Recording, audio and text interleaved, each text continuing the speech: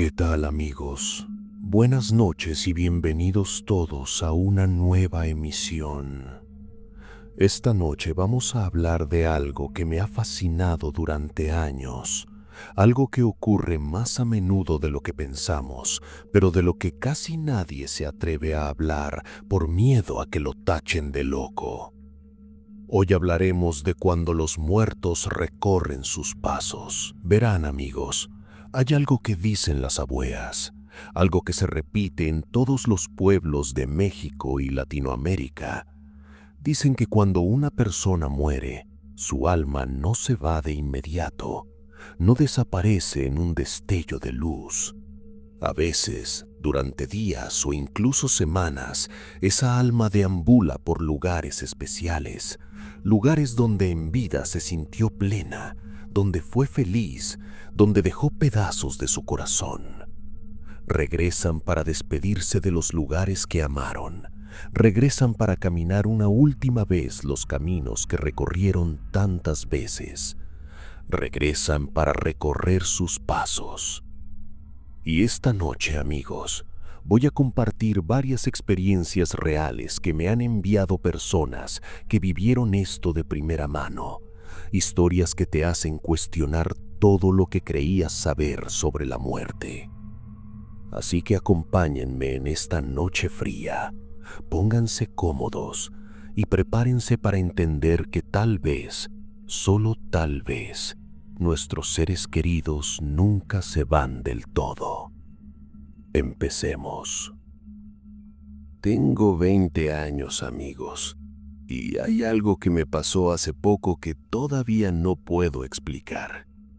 Algo que cambió por completo mi forma de ver la muerte. Pero antes de que piensen que estoy loco o que me lo inventé, déjenme decirles que esto me hizo creer, con absoluta certeza, que las personas que amamos no se van de repente, no desaparecen en un instante.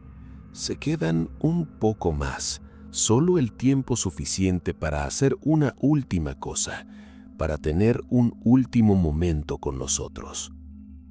Mi mamá llevaba un tiempo enferma. No era algo repentino, de esas enfermedades que te dan un aviso de una semana. Era un deterioro lento, progresivo, de los que poco a poco te van preparando para lo peor, aunque nadie quiera aceptarlo, aunque todos finjamos que todo va a mejorar. Había días en los que parecía mejorar. Se despertaba con más energía, sonreía más, hablaba de planes futuros.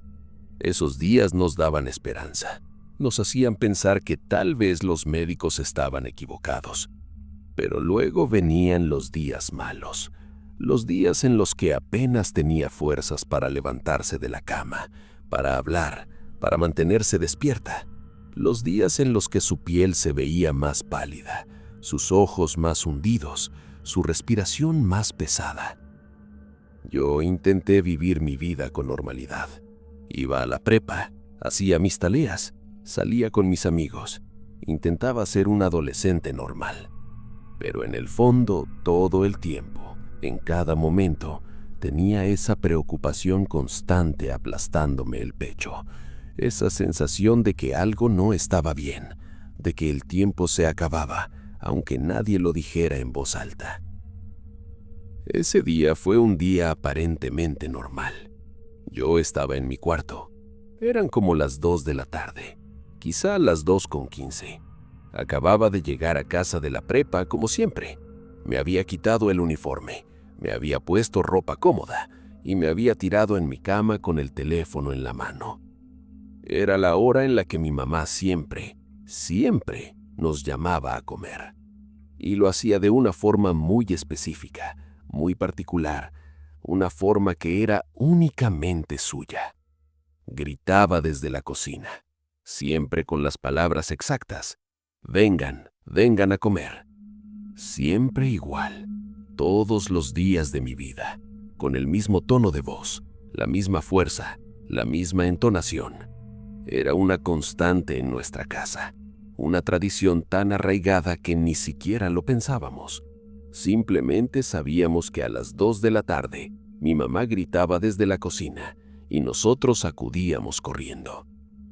Yo estaba acostado en mi cama, completamente pegado al teléfono, desplazando la pantalla sin prestar realmente atención a nada, cuando escuché la voz de mi mamá, clara, fuerte, desde la cocina. Vengan, vengan a comer.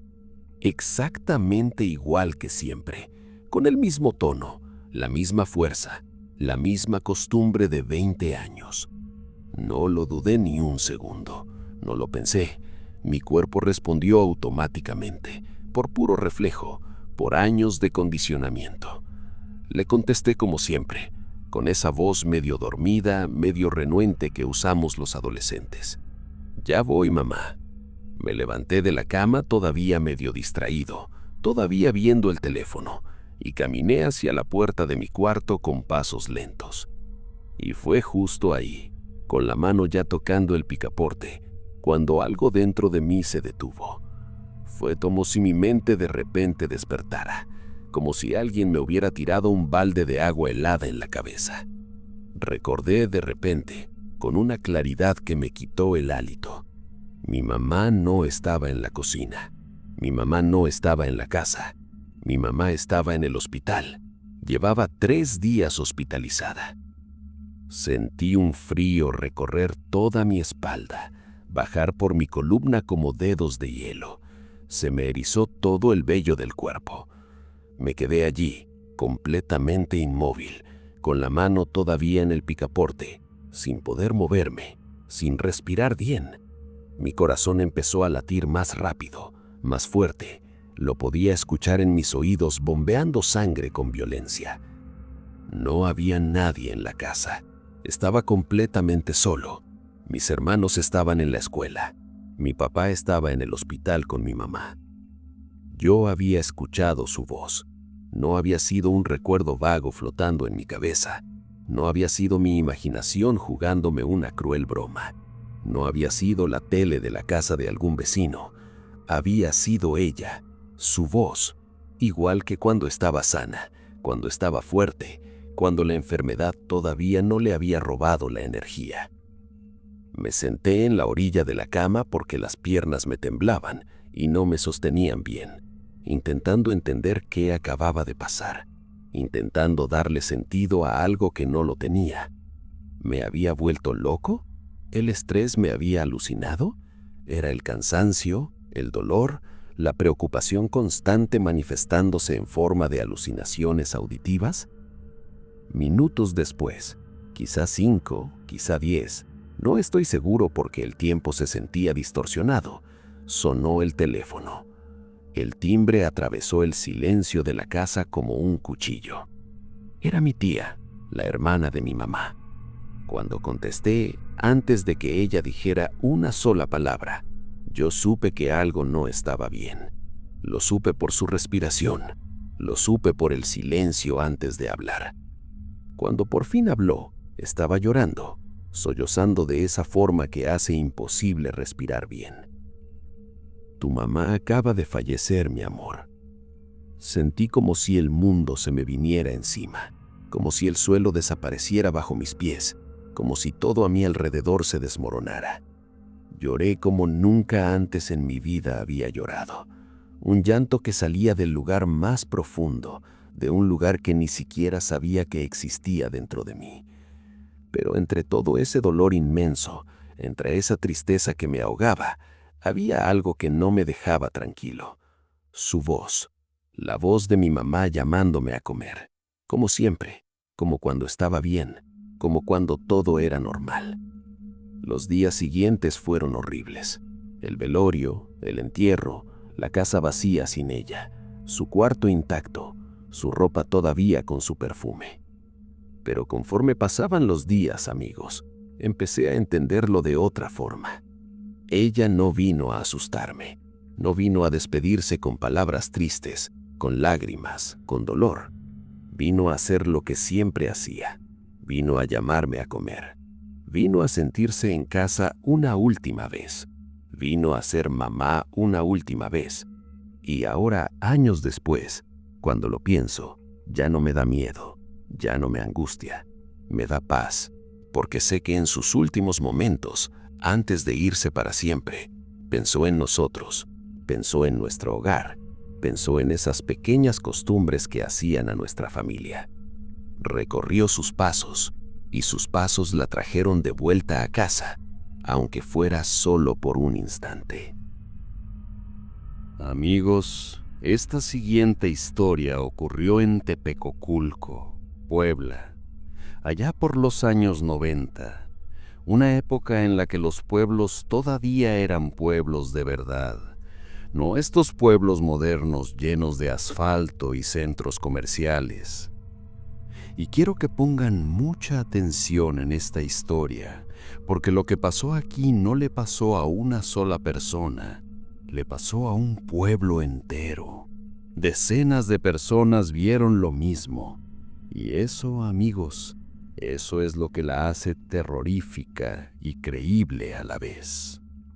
La historia que les voy a contar ocurrió en Tepecoculco, Puebla, hace muchos años, por ahí de los 90, cuando ese lugar todavía era un pueblo de verdad. No lo digo para romantizarlo ni por nostalgia barata, lo digo porque literalmente era otro mundo, otra época, otra forma de vivir. La mayoría de las calles eran de tierra, de esa tierra rojiza que cuando llovía se convertía en un lodo tan espeso, tan profundo, que te llegaba a los tobillos. Lodazales tan grandes que ni siquiera te daban ganas de salir de tu casa. Y esas calles tardaban días enteros en secarse después de una lluvia fuerte, a veces hasta una semana.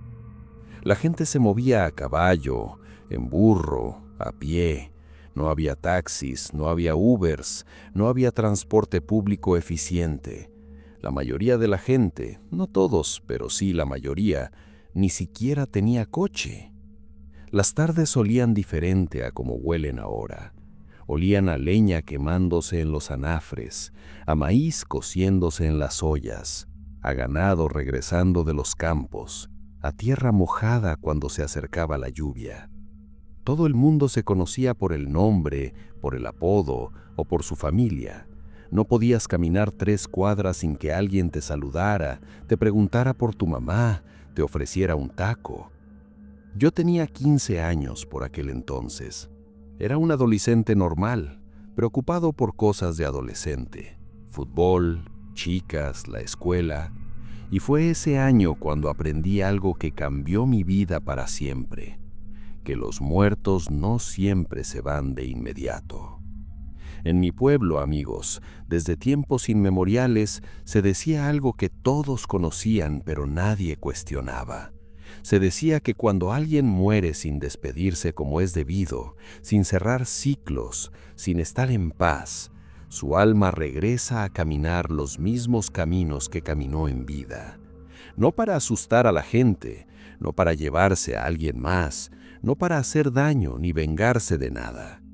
Regresaban para recorrer sus pasos, para caminar una última vez por donde caminaron durante años, para visitar los lugares que amaron, para despedirse de la única forma que podían. Obviamente yo, joven y escéptico como era, no creía eso. Pensaba que eran supersticiones de viejos, cuentos para asustar a los niños, folclore pintoresco pero falso. Hasta que murió mi abuela. Murió en casa, en su cama, en su cuarto, ese cuarto donde había dormido durante más de 50 años, donde había criado a sus hijos, donde había llorado sus penas y celebrado sus alegrías. Simplemente se fue una madrugada, se quedó dormida y no despertó. Muerte natural, dijeron los doctores, vejez. Y aunque todos pensaban, todos suponían que había sido una muerte tranquila, sin sufrimiento, ahora sé que no fue así. Porque después de su entierro, después de que la llevamos al panteón y nos despedimos con lágrimas y oraciones, varias personas empezaron a verla. El primer rumor, amigos, lo escuché 2 días después del entierro. Estaba en la tienda de Doña Chela, que estaba a varias cuadras de nuestra casa. Estaba comprando pan dulce para llevar a casa, cuando escuché a doña Chela decirme algo extraño. «Vi a tu abuelita ayer, hijo. Salúdala de mi parte». Lo dijo con toda naturalidad, sin miedo, sin sorpresa, como quien comenta que vio a alguien en el mercado. Me reí incómodo, como que la vio doña Chela. «Sí, hijo mío. Anoche, cuando cerraba la tienda, como a las 9, la vi caminando por el camino hacia las huertas. Iba despacito, como siempre. Me saludó con la mano, pero yo ya me iba metiendo y no alcancé a saludarla. Saluda a tu abuelita de mi parte». Me reí nervioso, pensando que confundía a mi abuela con otra señora mayor del pueblo. Era fácil confundirse. Muchas señoras mayores se vestían igual, caminaban igual. No le dije nada. No tuve corazón para decirle que mi abuela llevaba 2 días muerta, 2 días bajo tierra. Pensé que tal vez nadie le había dicho todavía. Por aquel entonces no había teléfonos en todas las casas, no había WhatsApp ni Facebook. Las noticias corrían de boca en boca, de vecino a vecino, y a veces tardaban días en llegar a todos. Pero los encuentros siguieron, y siguieron, y siguieron. Un vecino, don Tomás, dijo que la vio sentada en una banca a la orilla de la plaza del centro del pueblo. Dijo que iba caminando bajo el sol del mediodía cuando la vio ahí, sentada, viendo jugar a los niños. Le pedí que me diera un poco de agua porque yo venía caminando de lejos y traía mucha sed, y ella me dijo que no tenía, que lo sentaba mucho. Eso fue como a la 1 de la tarde, a plena luz del día, con el sol brillando. Eso nos pareció muy extraño, amigos, porque don Tomás estaba aterrado cuando nos lo contó. Sabía perfectamente que mi abuela estaba muerta, había estado en el entierro, había cargado el féretro. Otra vecina también la vio. Doña Lupita, que vivía en la esquina de nuestra cuadra, juró que cuando salió a barrer afuera de su casa, una mañana, como a las 6, vio a mi abuela barriendo su propia banqueta como lo había hecho todas las mañanas durante décadas. «Tu abuelita me vio y me saludó», nos dijo doña Lupita con los ojos muy abiertos. «Me saludó como siempre, con una sonrisa y moviendo la mano, y yo le devolví el saludo antes de darme cuenta de que ya no estaba con nosotros». Todos, amigos, todos decían exactamente lo mismo, que hablaba con normalidad, que sonreía, que caminaba despacio como lo hacía en vida, con ese paso cansado de la edad. «Parece que no se ha dado cuenta de que ya falleció», dijo mi tía una noche durante la cena. Pero no eran solo chismes de vecinos supersticiosos, no eran solo rumores de un pueblo pequeño donde no pasa nada y la gente se inventa cosas por aburrimiento. Un día yo mismo la vi, o eso creo, o eso sé. Yo venía de regreso de la escuela, caminando por el camino de siempre, con mi mochila colgando de un hombro, pensando en las tareas que tenía que hacer. Cuando la vi a lo lejos, caminando por el sendero que llevaba a los campos de maíz. Era inconfundible. Tenía su rebozo gris, ese rebozo que mi abuelo le regaló hacía décadas y nunca se quitaba. Su falda larga con flores desteñidas, su paso cansado, como siempre, esa caminata lenta de quien ya no tiene prisa por llegar a ningún lado. «¡Abuelita!», grité con todas las fuerzas, con el corazón latiendo rápido. Ella no se detuvo, no volteó, siguió caminando como si no me hubiera escuchado. Entró al campo de maíz y desapareció entre las plantas altas del maíz. Corrí tan rápido como pude, con la mochila golpeándome la espalda. Corrí hasta llegar al lugar por donde la había visto entrar. Pero cuando llegué ahí, amigos, no había nadie. El campo de maíz estaba vacío, silencioso, solo el viento moviendo las hojas. Conforme pasaban los días, entendimos algo que nos dio escalofríos a todos. Cada persona que la había visto, cada una sin excepción, la había encontrado en un lugar donde ella pasaba mucho tiempo en vida. La tienda donde compraba su pan todas las mañanas, la plaza donde llevaba a mis tíos cuando eran niños, el camino a los campos de maíz donde caminaba cuando necesitaba pensar, afuera de su casa donde barría todas las madrugadas. Era como si estuviera repasando su vida una última vez, como si estuviera visitando cada lugar que significaba algo para ella. En Tepecoculco, amigos, donde todavía vivo hasta el día de hoy, se dice todavía que cuando alguien muere sin despedirse como es debido, su alma siempre regresa. Regresa para recorrer sus pasos. Y yo que no creía antes, ahora sé que es verdad. Amigos, prepárense para esta historia, porque es muy intensa. Es la historia de un hombre que amaba tanto su trabajo que ni la muerte pudo evitar que siguiera haciéndolo. Y lo más aterrador es que no fue una sola persona la que lo vio, fueron varias, todos sus compañeros, durante semanas. Esta experiencia me pasó a mí cuando trabajaba como guardia de seguridad en una fábrica de empaques en las afueras del municipio donde vivo. Una de esas fábricas gigantes donde hacen cajas de cartón para todo tipo de productos. Por aquel entonces, yo tenía 26 años y solo llevaba un año trabajando allí. El turno nocturno era pesado, muy pesado, pero me gustaba porque era tranquilo y porque ganabas un poco más de dinero que en el turno de día. Éramos 5 guardias por turno. Cada uno tenía su zona perfectamente delimitada.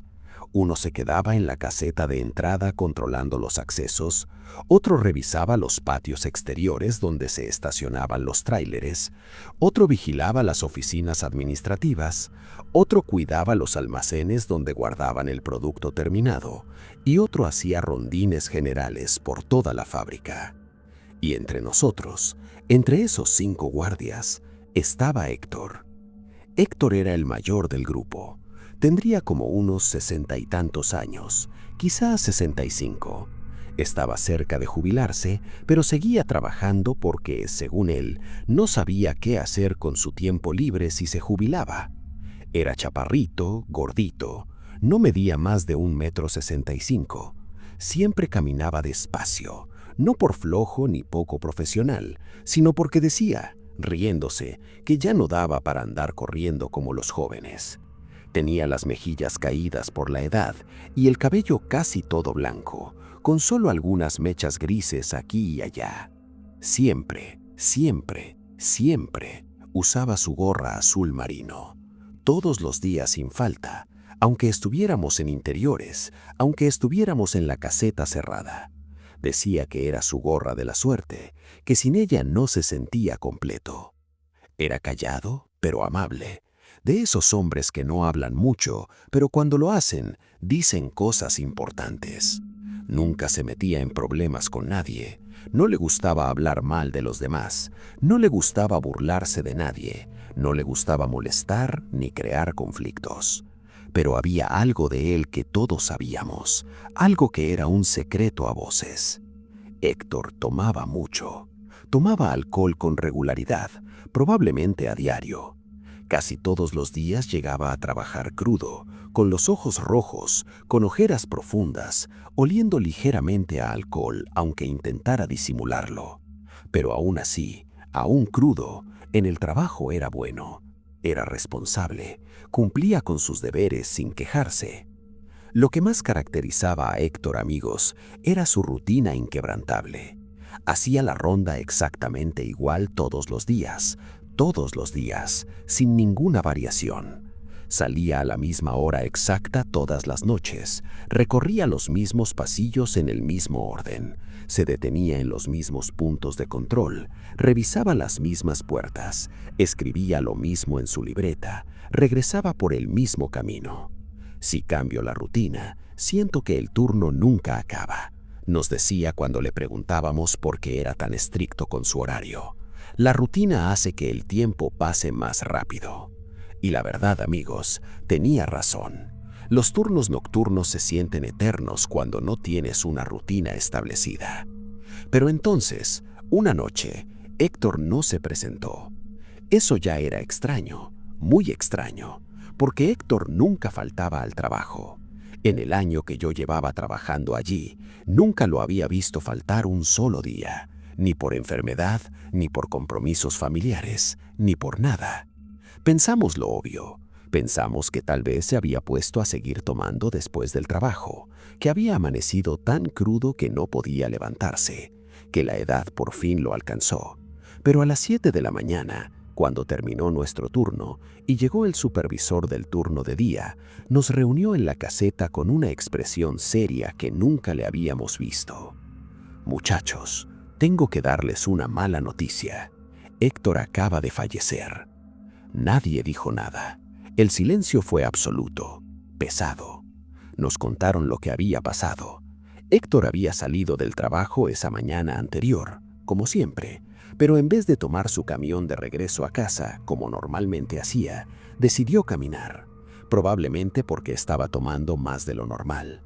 Mientras caminaba, completamente borracho, intentó cruzar una carretera cercana. Una carretera de 4 carriles por donde pasan los coches a gran velocidad aún en la madrugada. No lo logró. Un tráiler lo atropelló. Muerte instantánea. Sentimos un golpe colectivo en el pecho cuando nos lo dijeron. Héctor no era nuestro mejor amigo. No salíamos a tomar con él, ni conocíamos a su familia, pero era parte del equipo. Era el tío del turno nocturno. Era esa presencia constante y confiable que siempre estaba allí. Nos quedamos en silencio procesando la noticia. «No sufrió», dijo el supervisor intentando consolarnos. «Su muerte fue instantánea. No sintió nada». Pero para mí, amigos, nunca me ha gustado esa frase. Porque ¿cómo sabes realmente que alguien se fue sin sufrir? ¿Cómo puedes estar seguro? Los primeros días después de su muerte, todo continuó relativamente normal en la fábrica. Contrataron a un guardia nuevo para cubrir su puesto. Los turnos continuaron. La vida siguió. Hasta que una noche, como a las 2 de la mañana, Jorge, uno de los guardias más jóvenes, llegó corriendo a la caseta completamente pálido, con los ojos muy abiertos, respirando de forma agitada. «Muchachos, Héctor volvió», dijo con el tono de miedo genuino en la voz. Me reí, pensando que estaba bromeando, que intentaba asustarnos. «No seas tonto, Jorge, no se bromea con eso, no está bien». «Se lo juro por mi madre», dijo con la voz temblorosa. «Lo acabo de ver caminando por el pasillo del almacén 3. Caminaba exactamente como él, con las manos en la espalda, despacito». Nadie le creyó. Pensamos que estaba cansado, que la falta de sueño le jugaba trucos a la mente, que tal vez había visto a alguien del turno de mantenimiento. Pero al día siguiente, otro compañero dijo algo similar. Miguel, que llevaba años trabajando allí, dijo que vio a alguien pasar por el patio trasero, que al principio pensó que era un intruso, pero que cuando lo vio mejor, cuando vio su forma de caminar, se dio cuenta de que era Héctor. Caminaba igualito que él, nos dijo Miguel serio. Se veía exactamente igual, con su uniforme, con su gorra. Empecé a sentir un cosquilleo extraño en el estómago, una incomodidad creciente. Las cosas empezaron a acumularse, amigos, una tras otra, reporte tras reporte. Uno lo vio subiendo las escaleras hacia las oficinas administrativas, caminando despacio, con una mano en el barandal. Otro lo vio cruzando el pasillo largo del área de producción. Dijo que lo vio caminando de espaldas, alejándose, y que conforme llegaba al final del pasillo, empezó a desaparecer gradualmente, volviéndose transparente hasta que no quedar nada. Otro dijo que lo vio de espaldas revisando una puerta que siempre se atoraba, una puerta que Héctor revisaba religiosamente todas las noches, durante su ronda. Todos, amigos, todos decían exactamente lo mismo. No hablaba, no se volteaba a verlos, no hacía ruido con sus pasos, solo caminaba, y siempre despacio, con esa caminata característica de Héctor. Yo todavía no les creía tanto, pensaba que era sugestión colectiva, que todos estaban asustados y por eso veían cosas que no estaban allí. Hasta que me tocó a mí, hasta que yo lo vi. Me tocó revisar el pasillo que conectaba el área de producción con el almacén principal, un pasillo muy largo, de unos 50 metros, con luces blancas fluorescentes en el techo que zumbaban constantemente con ese sonido molesto que te taladra los oídos.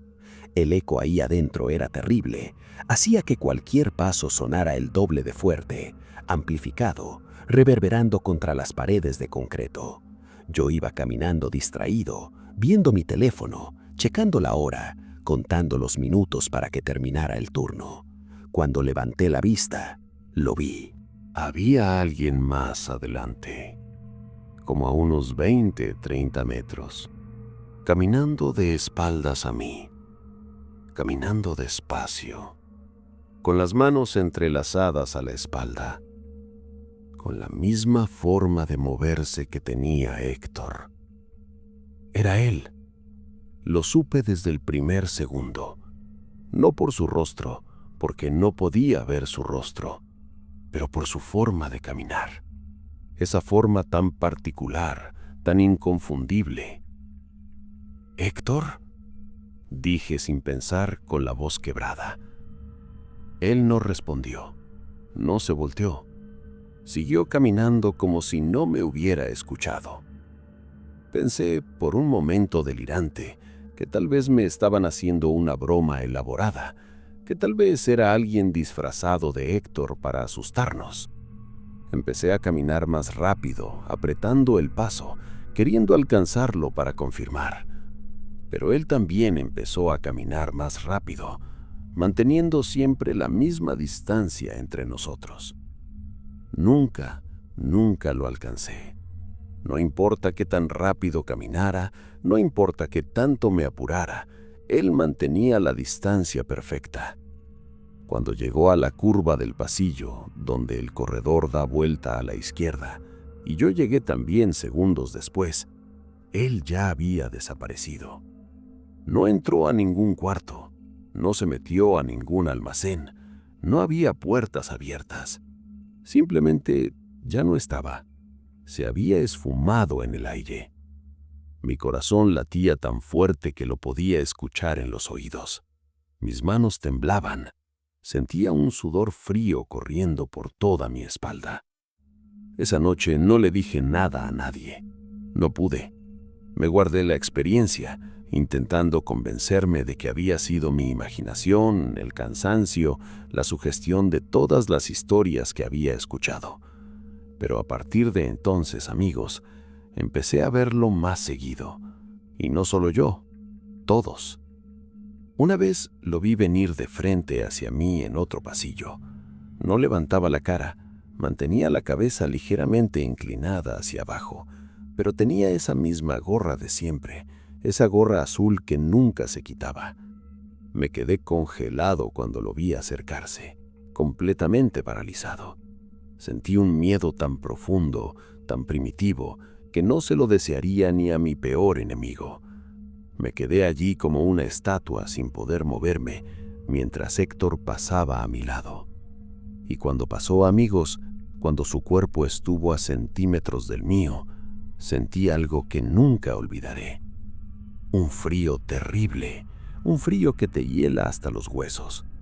No era como el frío del aire acondicionado o del clima, era algo completamente diferente.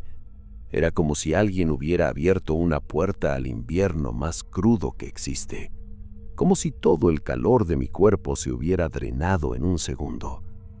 Cada encuentro se volvía más aterrador, no solo para mí, sino para todos los guardias. Ya todos lo habíamos visto para ese momento, cada uno de nosotros, en diferentes momentos, en diferentes lugares, pero siempre era él. Y si se preguntan qué pasó con las cámaras de seguridad, esto fue lo más extraño de todo, amigos. Nosotros lo veíamos claramente, con nuestros propios ojos, caminando por los pasillos, subiendo escaleras, revisando puertas. Pero cuando revisábamos las grabaciones de las cámaras de esos mismos momentos, no había nadie. Solo aparecían los pasillos vacíos y nuestras reacciones. Nosotros viendo algo invisible, nosotros hablando con la nada, nosotros retrocediendo asustados de algo que las cámaras no captaban. Las cámaras, poco a poco, empezaron a fallar de formas inexplicables. Los sensores de movimiento se activaban en pasillos completamente vacíos. A las 2 de la mañana, cuando no había nadie en producción, Sonaban las alarmas indicando movimiento. Aparecían sombras en las grabaciones. Sombras que caminaban con forma humana, pero sin ningún cuerpo que las proyectara. Las grabaciones se cortaban en momentos clave, se pixeleaban, se llenaban de interferencia. Nosotros, los guardias, ya íbamos a trabajar con miedo. Miedo real. Ya no era emocionante ni intrigante, era aterrador. Algunos pidieron cambio de turno, otros simplemente renunciaron sin dar explicaciones. Una noche el supervisor nos reunió en la caseta, molesto, pensando que todo era una broma elaborada. «Ya basta», nos dijo serio. «No quiero más historias, no quiero más bromas. Están asustando a los nuevos y esto es inaceptable». «No son bromas», dijimos casi al unísono.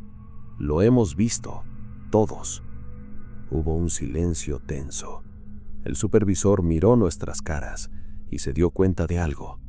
Todos estábamos serios. Todos teníamos la misma expresión de miedo genuino. Fue entonces cuando nos dimos cuenta de que todos lo habíamos visto. No uno, no dos, los 5 guardias. Todos, sin excepción.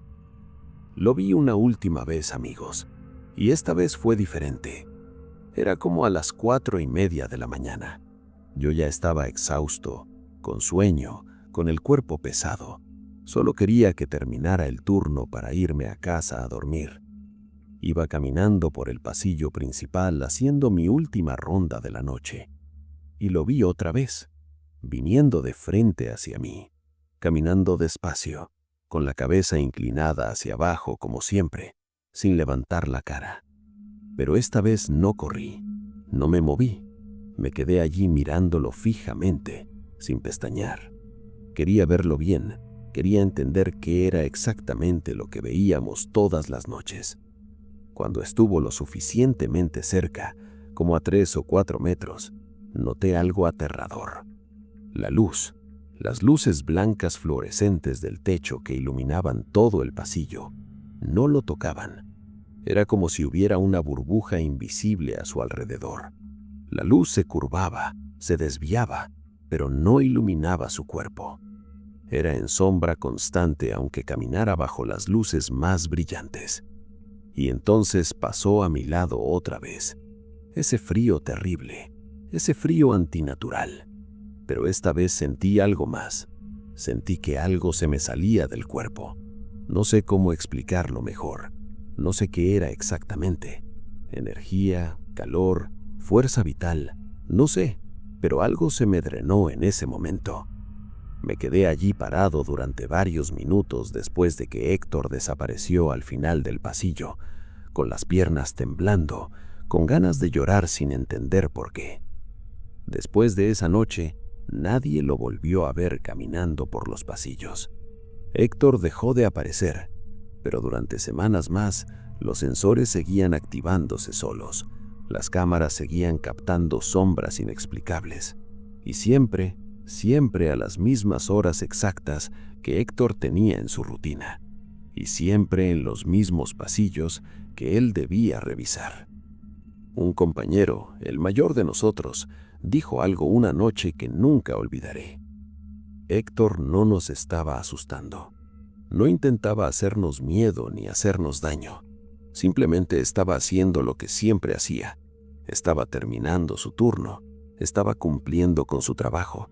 Porque para él, su trabajo lo era todo. Era su rutina. Era su vida. Y desde entonces, amigos, creo firmemente en eso. Creo que hay personas que mueren y regresan. Regresan para recorrer sus pasos. Regresan para hacer su rutina una última vez. Regresan para caminar por los lugares que fueron su vida, que le dieron sentido a su existencia. Héctor amaba su trabajo y ni la muerte pudo evitar que siguiera haciéndolo. Amigos, prepárense para esta historia porque es diferente a las anteriores. Porque aquí no hablamos de alguien que murió y después recorrió sus pasos. Hablamos de alguien que recorrió sus pasos antes de morir. Y eso, amigos, eso es lo que la hace absolutamente aterradora. Porque significa que él lo sabía. De alguna forma, él sabía que se iba a ir. ¿Qué pensarían si les dijera que mi mejor amigo recorrió sus pasos antes de morir? Me llamo Luis y esta historia ocurrió en mi localidad hace varios años. Me gusta compartir este relato porque hasta el día de hoy no he podido encontrar una explicación lógica para ello. Y porque desde entonces creo firmemente que algunas personas saben cuándo se van a ir. Lo sienten, lo presienten y hacen una última despedida sin que nadie lo entienda hasta después. Yo crecí con Javier, fuimos vecinos desde que éramos niños chiquitos. Pero más que vecinos, más que amigos, éramos hermanos de otra sangre. Con solo decirles que empezamos a ir juntos al kinder, luego a la primaria, luego a la secundaria, luego a la prepa, jugamos fútbol en el mismo equipo desde los 8 años. Nos metíamos en problemas juntos, lo compartíamos todo. Éramos inseparables. La gente del pueblo ni siquiera nos nombraba por separado. Éramos Luis y Javier, como si fuéramos una sola entidad. Cuando crecimos y terminamos la prepa, cada quien tomó su propio camino como siempre pasa. Yo empecé a trabajar en un aserradero del municipio. Yo repartía tablas, vigas, madera. Cargaba madera pesada todo el día. Por eso conocía a casi toda la gente de la localidad, porque iba a todas las casas haciendo entregas. En cambio, Javier se metió a trabajar en la construcción.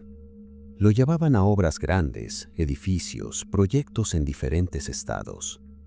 A veces se iba por 2 o 3 semanas y luego regresaba. Pero no importaba lo ocupados que estuviéramos, no importaba lo cansados que llegáramos del trabajo, cada fin de semana nos juntábamos religiosamente.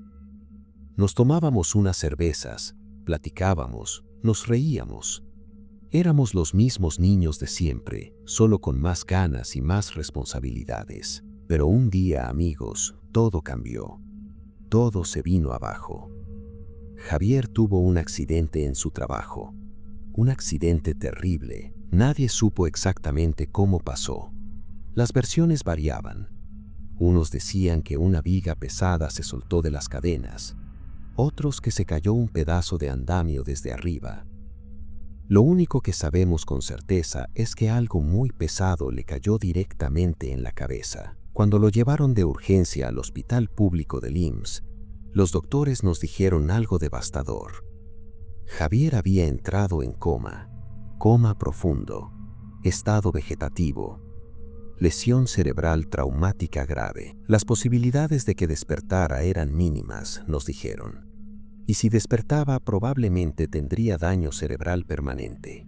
Yo iba a verlo casi todos los días después del trabajo. Me presentaba en el hospital todavía con la ropa sucia de aserrín, con las manos callosas, pero no me importaba. Necesitaba estar ahí. Javier estaba en una cama de hospital conectado a máquinas que pitaban constantemente.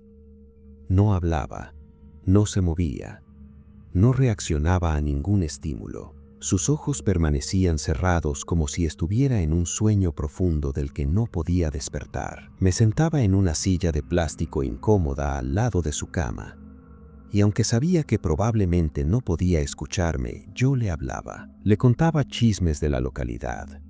Quién se había casado, quién había tenido un bebé, quién se había peleado con quién. Le contaba sobre los partidos del equipo de fútbol local, sobre quién había metido goles, sobre cómo íbamos en la tabla.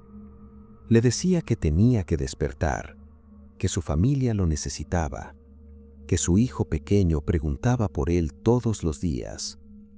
Le decía que todavía teníamos muchas cosas por hacer juntos, muchas cervezas por tomar, muchas risas por compartir. Y aunque no respondía, aunque no movía un dedo, yo sentía que me escuchaba. Sentía que en algún lugar profundo de su mente, él estaba allí, atrapado, intentando volver. Durante esas semanas, mientras él estaba en coma sin mostrar mejoría, yo seguí trabajando en el aserradero.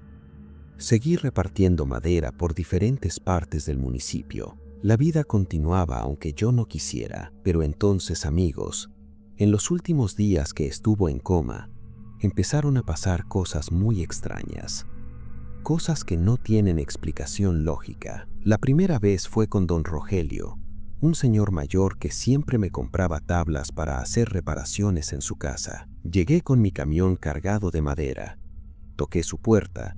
Salió y mientras descargábamos, me preguntó algo que me dejó helado. «Oye, Luis, ¿cómo sigue Javier?» «Pues mal, don Rogelio», dije con tristeza. «Sigue en coma, no ha despertado». Don Rogelio me miró con una expresión confusa, entreceñando los ojos. «¿Cómo que en coma?» Yo lo vi ayer caminando por la avenida principal. Sentí un escalofrío recorrer la espalda. Joven, se lo juro por Dios que era él. Lo conozco desde niño. Era Javier. Iba caminando solo, con la mirada perdida, pero era él. Pensé que don Rogelio, por la edad, lo confundía con alguien más. Quizá con su hermano, quizá con alguien que se le pareciera. No le di mucha importancia. Terminé la entrega y me fui. Pero al día siguiente, en una entrega diferente, una señora me dijo algo similar. «Pobre Javier, tu amigo», me dijo mientras descargaba las tablas. Se veía tan triste ayer cuando lo vi. Mi corazón se detuvo un segundo. «¿Cómo que lo vio?», pregunté con la voz temblorosa. «Sí, hijo mío. Estaba parado afuera de su casa, mirando la calle. No hablaba con nadie. Solo estaba allí parado, como pensando. Me dio pena verlo así». «Señora, se debe haber confundido. Javier está en el hospital. Está en coma». Ella me miró con los ojos muy abiertos. «¿De verdad? Pues le juro que era él, Luis. Conozco bien a Javier». Empecé a sentir un hueco enorme en el estómago. Una sensación de que algo no estaba bien. Algo que no podía explicar. Los comentarios siguieron llegando, amigos. Uno tras otro. Como una avalancha imparable. Una señora del mercado me detuvo en la calle para decirme que había visto a Javier sentado en las gradas del campo de fútbol viendo jugar a los equipos locales, completamente solo. Un vecino me juró que lo había visto caminando por la carretera que sale del pueblo, caminando sin rumbo.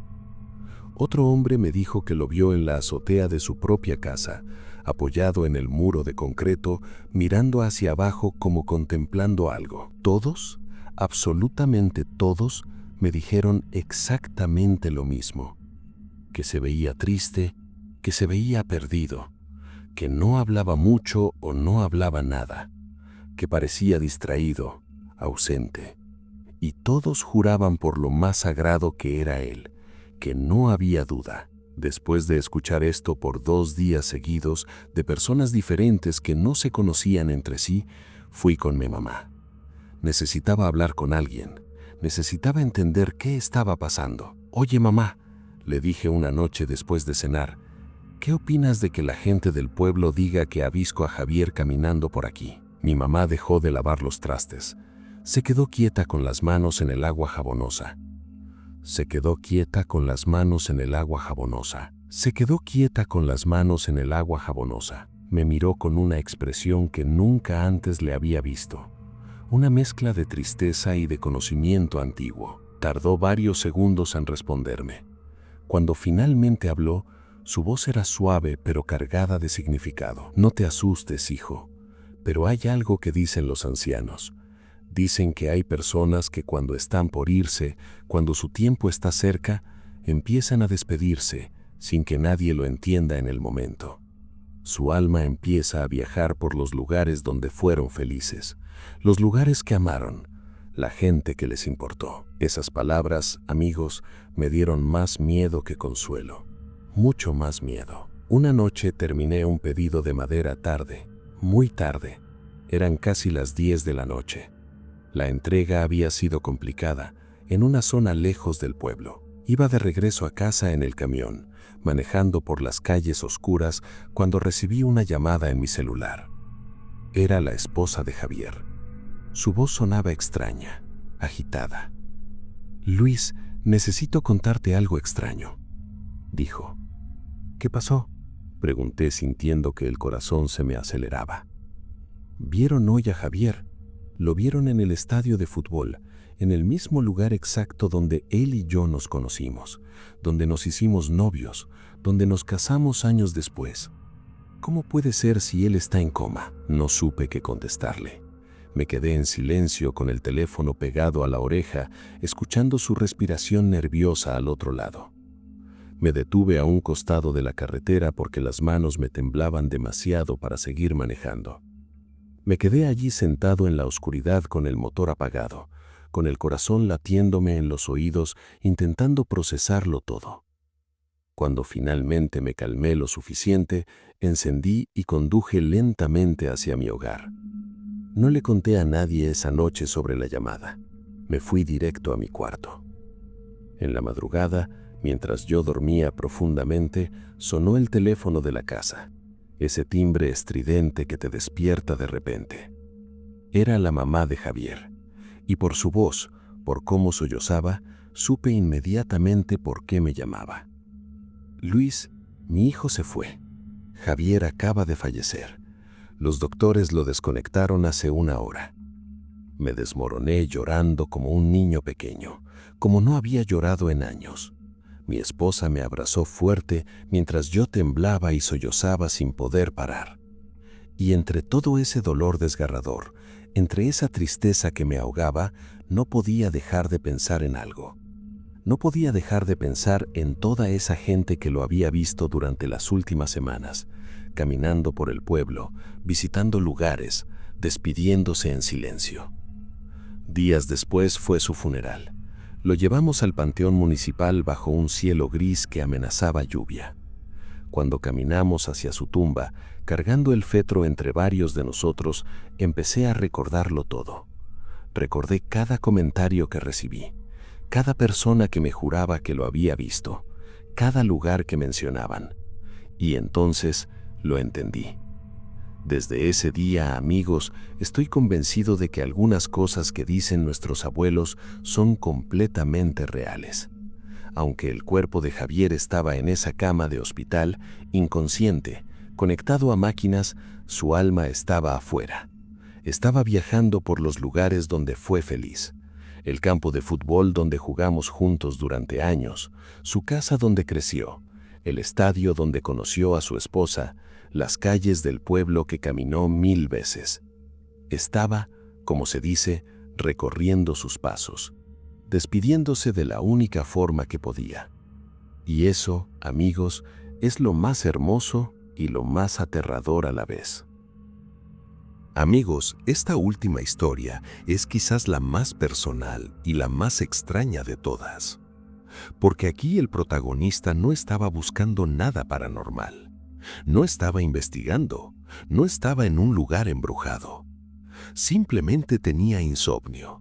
Y esa noche, sin saberlo, tuvo un último encuentro con alguien que ya se había ido. Durante muchos años he sufrido de algo que nunca he podido controlar del todo, amigos. Insomnio crónico. No es ese insomnio común donde te quedas despierto viendo el teléfono hasta las 3 de la mañana porque estás viendo videos. No es ese insomnio de pensar en las tareas pendientes del día siguiente. El mío es diferente. Es médico, es químico. Es algo en mi cerebro que simplemente no funciona como debería. Podía estar completamente agotado, con el cuerpo pesado como plomo, con los ojos ardiendo de cansancio, con la espalda tensa de estrés, pero mi mente no se apagaba. Simplemente no podía dormir. Cerraba los ojos y en vez de paz, en vez de ese descenso gradual hacia el sueño, mi cabeza empezaba a llenarse de pensamientos que no tenían sentido. Recuerdos viejos de la primaria, tareas pendientes del trabajo, conversaciones que tuve hace años, cosas que no dije y ahora era tarde para decirlas, preocupaciones por el futuro, todo mezclado en un torbellino mental imposible de detener. Pasé años así, amigos, años sin dormir bien, años de cansancio constante. Intenté de todo, té de manzanilla, pastillas naturales, pastillas recetadas, melatonina, música relajante, ejercicios de respiración profunda, leer libros aburridos, apagar todas las luces, cambiar de colchones, cambiar de almohadas, cambiar mis horarios, dejar de cenar, dejar el café, ejercicio intenso, yoga, meditación. Nada funcionaba del todo. Todo me ayudaba un poco, quizá me daba una hora extra de sueño, pero nada me daba ese descanso profundo y reparador que tiene la gente normal. Hasta que descubrí algo que sí me relajaba de verdad: salir a manejar. No a ningún lugar específico, no a visitar a nadie, no a hacer mandados, solo manejar sin rumbo por las calles vacías de la madrugada.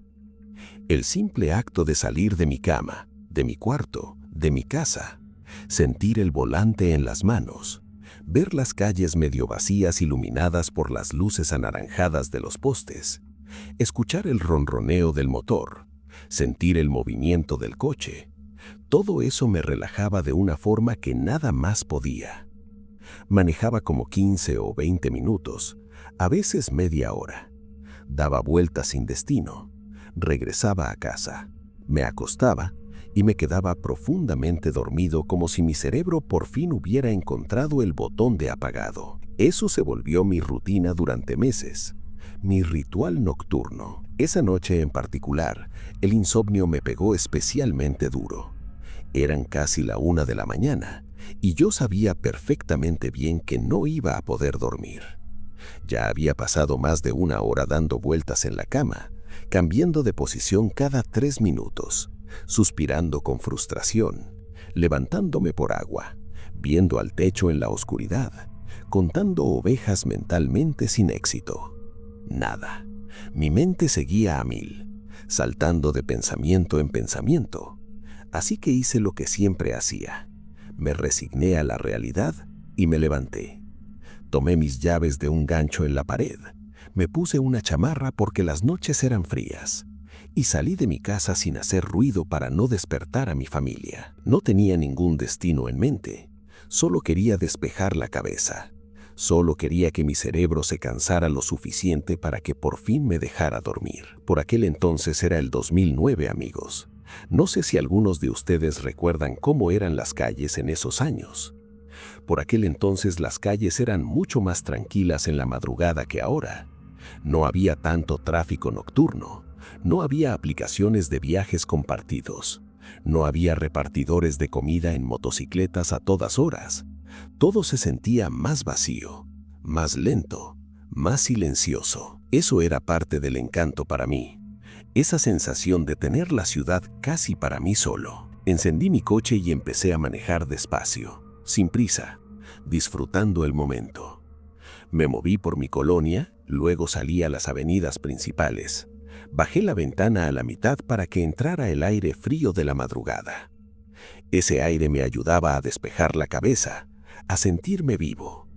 Las luces tenues de los postes, las pocas casas con luces encendidas, todo me daba una tranquilidad inmensa, casi espiritual. Iba completamente tranquilo, relajado por primera vez en horas, hasta que llegué a un semáforo en rojo. Me detuve como siempre, puse el coche en neutro, y mientras esperaba a que cambiara, vi algo que me llamó la atención. Había alguien cruzando la calle justo frente a mi coche, en la zona peatonal. Al principio pensé que me confundía, que tal vez era alguien que se le parecía. Pero cuando esa persona se acercó, cuando entró completamente en el haz de luz de mis faros, la reconocí inmediatamente. Era Mauricio, un amigo mío muy cercano al que no veía desde hacía como medio año, quizá más. Nos habíamos dejado de ver no por problemas ni peleas, simplemente porque cada quien tomó su propio camino en la vida. Ya saben cómo es. Él se casó, yo también. Formamos nuestras familias. Los trabajos nos absorbieron. Y de repente pasan meses sin ver gente con la que antes te veías todos los días. Pero cuando lo vi ahí, a esa hora tan extraña, en ese lugar, me dio mucha alegría. Una alegría genuina. Sin pensarlo 2 veces le toqué la bocina. Un claxon corto, amistoso. Mauricio se volteó hacia mi coche, me miró a través del parabrisas y también se veía visiblemente sorprendido. Abrió los ojos con reconocimiento. Me sonrió con esa sonrisa que yo conocía desde hacía años. Se acercó a mi coche caminando despacio. Bajé la ventana completamente, sonriendo, genuinamente contento de verlo. Mauricio, ¿qué onda, hermano? ¿Qué haces por aquí? Me sorprendía verlo ahí, a esa hora tan extraña, en esa avenida específica, caminando solo. No era común para nada. No era lugar cerca de su casa, ni cerca de ningún bar o lugar donde pudiera haber estado. Estaba caminando, me dijo con una voz tranquila. Demasiado tranquila. Eso me pareció muy extraño. ¿Caminando a esta hora? ¿Por qué? ¿A dónde? Pero a veces haces cosas extrañas de noche cuando no puedes dormir. Yo lo entendía perfectamente. Yo también tenía mis rituales extraños. Le ofrecí llevarlo a su casa sin dudarlo. Pero él me dijo algo que me pareció extraño en ese momento, aunque no le di mucha importancia. No puedo ir a mi casa ahorita, pero si quieres, me doy una vuelta contigo y luego me traes de regreso aquí. Era una petición extraña, pero bueno, tal vez había tenido una discusión con su esposa. Tal vez necesitaba tiempo para pensar antes de llegar. ¿Quién era yo para juzgar? Está bien, súbete, le dije. Mauricio abrió la puerta del copiloto y se subió al coche. Cerró la puerta suavemente, se puso el cinturón y arrancamos cuando el semáforo se puso en verde. Durante esos siguientes 20 minutos, amigos, platicamos como si el tiempo no hubiera pasado, como si nos hubiéramos visto ayer y no meses atrás. Recordamos cosas de cuando éramos más jóvenes, esas aventuras tontas que solo tienen significado para quienes las vivieron, fiestas donde hicimos el ridículo, amigos que teníamos en común, lugares que ya no existen. Platicamos de nuestras familias. Yo le conté cómo estaba mi esposa, mis hijos. Él me contó de los suyos. Platicamos de cómo nos iba en la vida, trabajos, responsabilidades, los sueños que teníamos cuando éramos jóvenes y cómo la realidad había sido diferente, pero también buena a su manera. Yo le conté del insomnio. Le expliqué que llevaba años sin dormir bien, que había intentado de todo sin éxito, que manejar en la madrugada era lo único que me funcionaba, lo único que por fin cansaba mi cerebro lo suficiente. Él solo me escuchaba atento, asintiendo de vez en cuando, sonriendo. No interrumpía, no daba consejos no solicitados, solo escuchaba como escuchan los verdaderos amigos. Y mientras platicábamos, noté algo un poco extraño en él, algo diferente a como lo recordaba. Mauricio siempre había sido una persona muy nerviosa, muy ansiosa, de esas personas que no pueden estar quietas, que mueven la pierna constantemente, que hablan rápido, que gesticulan mucho con las manos.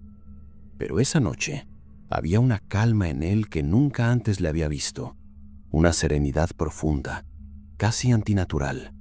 Hablaba despacio, pausado, como si no tuviera prisa, como si el tiempo no existiera, como si tuviéramos toda la eternidad para platicar. Y extrañamente, esa calma suya era contagiosa. Yo me sentía más tranquilo de lo normal, más relajado. La ansiedad constante que siempre cargaba en el pecho había desaparecido por completo. Era como flotar en agua tibia. Todo se sentía bien, todo se sentía correcto. Cuando habían pasado 20 minutos, cuando ya habíamos dado varias vueltas por las avenidas principales de la ciudad, platicando sin parar, me pidió algo específico. Llévame de regreso a donde me encontraste, al mismo semáforo. Me pareció extraño, pero acepté sin cuestionar. Tal vez ahí era donde había estacionado su coche. Tal vez alguien lo esperaba ahí. Conduje de regreso por el mismo camino. Cuando llegamos al semáforo, estacioné en la misma posición donde nos habíamos encontrado. Antes de que bajara, antes de que abriera la puerta, le pedí su número de teléfono. Oye, hermano, pásame tu número. No podemos dejar que pasen otros 6 meses sin vernos. Por aquel entonces, amigos, no había WhatsApp, o si existía, no era tan común. Muchos todavía usábamos teléfono de casa. Mauricio me dio su número fijo, su teléfono de casa.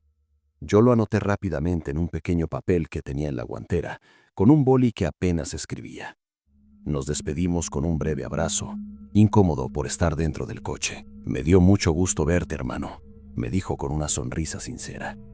Igual yo, respondí. Te llamo mañana para ponernos de acuerdo y salir uno de estos días. Está bien, dijo simplemente.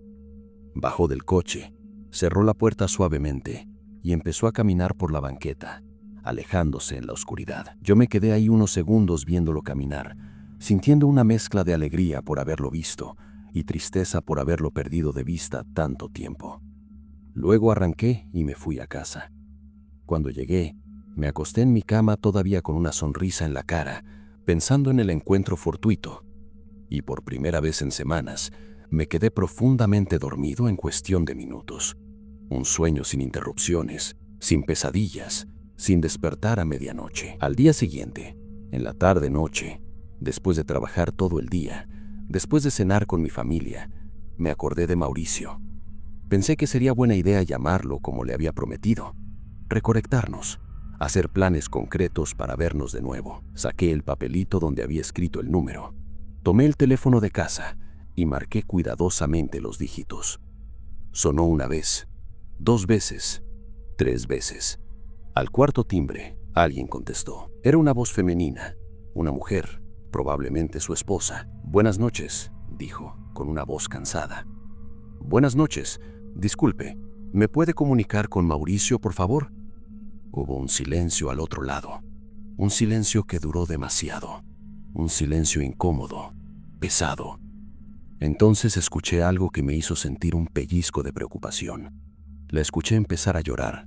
Un sollozo ahogado. «¿Quién lo llama?», preguntó por fin con una voz quebrada. «Soy Luis. Soy un amigo viejo suyo. Anoche nos encontramos y platicamos. Él me dio este número para llamarlo». Hubo otro silencio, más largo que el anterior, y entonces dijo algo que me dejó completamente helado, que me quitó el aire de los pulmones. «Mauricio falleció. Lleva 3 días muerto». Sentí como si alguien me hubiera dado un martillazo en el estómago, como si el suelo se hubiera abierto bajo mis pies. «No, eso no puede ser», dije con la voz temblorosa. «Tiene que haber un error. Yo estuve con él ayer. Platicamos.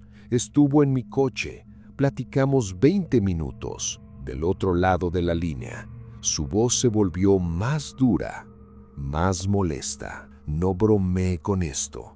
No es momento para bromas. Estamos de luto.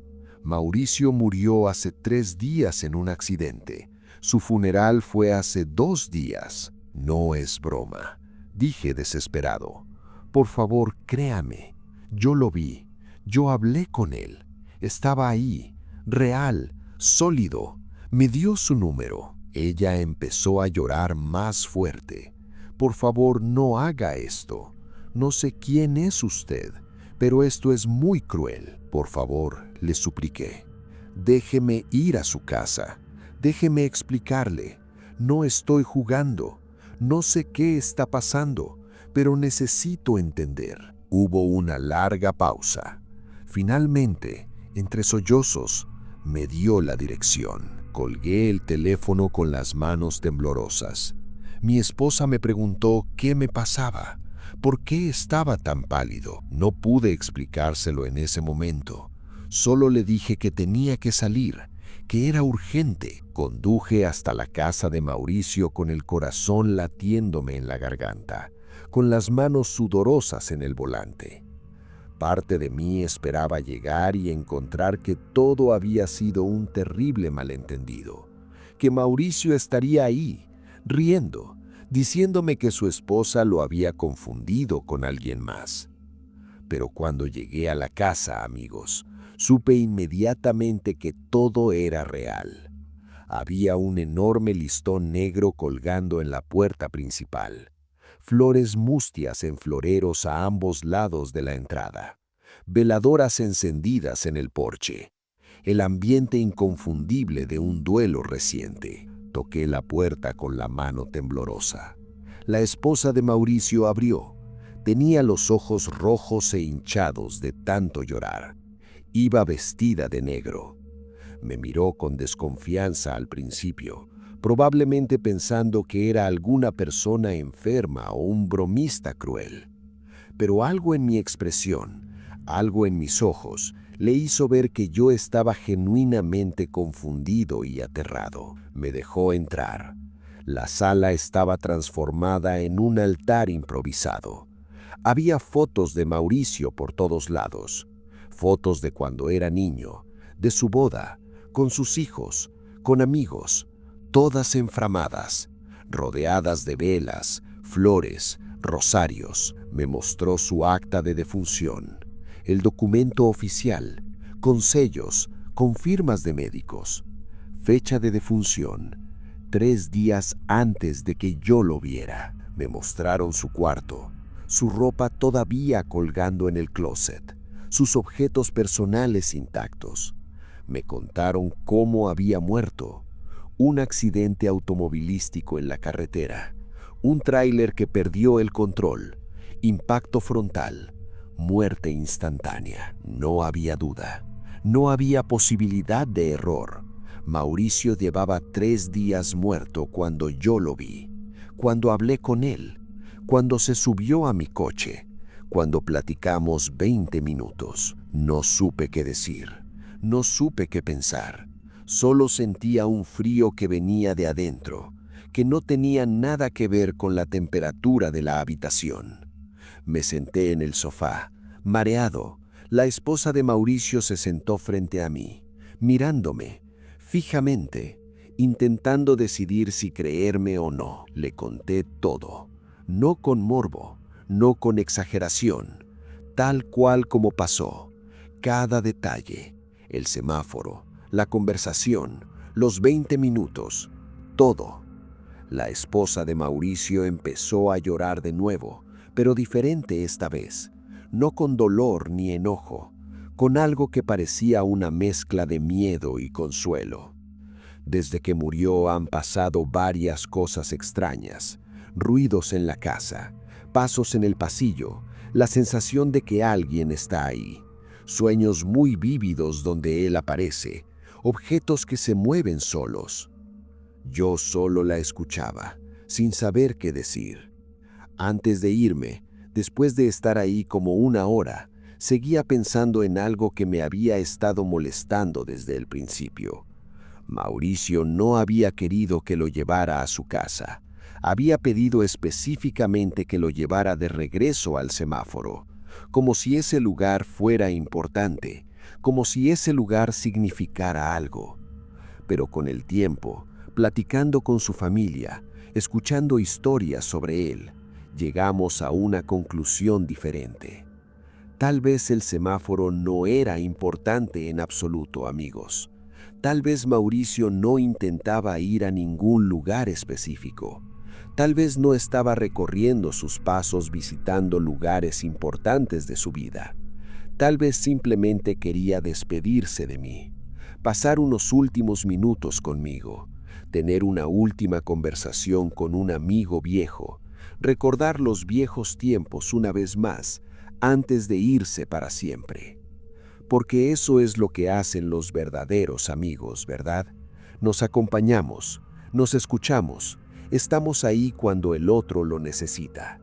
Y Mauricio necesitaba eso, una última despedida, un último momento de normalidad y amistad antes de cruzar a donde sea que vayamos después. Y ahora, años después, cuando pienso en esa noche, ya no me da miedo. Me da paz, porque sé que Mauricio pensó en mí en sus últimos momentos en este mundo, que nuestra amistad significó lo suficiente para él, como para usar sus últimos instantes en este plano para venir a verme una vez más. Y bueno, amigos, ahí lo tienen. 5 historias sobre cuando los muertos recorren sus pasos. ¿Qué les pareció? ¿Cuál les impactó más? Cuéntenme en los comentarios. Para mí, en lo personal, la del amigo en el semáforo me deja sin palabras cada vez que la leo. Miren, amigos, sé que muchos de ustedes son escépticos. Yo también lo era.